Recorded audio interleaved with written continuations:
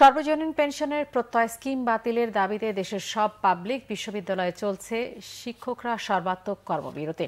বন্ধ রয়েছে সব ধরনের ক্লাস পরীক্ষা। শিক্ষকদের সঙ্গে কর্মকর্তা কর্মচারীরাও এই আন্দোলনে অংশ নেয় প্রশাসনিক কার্যক্রমও স্থবির হয়ে পড়েছে। প্রতিষ্ঠাবার্ষিকী থাকায় আলাদা করে কোনো কর্মসূচি করছেন না আন্দোলনরত ঢাকা বিশ্ববিদ্যালয়ের শিক্ষকরা। কর্মসূচির অংশ হিসেবে তারা প্রতিষ্ঠাবার্ষিকীর অনুষ্ঠান বর্জনের ঘোষণা দিয়েছেন। এ সময় শিক্ষক নেতারা বলেন, যৌক্তিক দাবি নিয়ে আন্দোলন চলছে, যতক্ষণ পর্যন্ত সরকার আশ্বস্ত না করবে ততক্ষণ কর্মসূচি চলবে বলেও জানান তারা।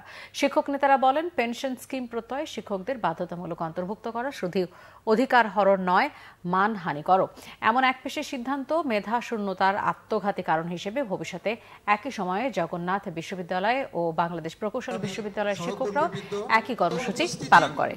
আপনারা মুক্ত করার জন্য তারা ভূমিকা রেখে উপস্থিতি আপনারা ঢাকা বিশ্ববিদ্যালয় শিক্ষক সমিতি এই দায়ভার নিবে না।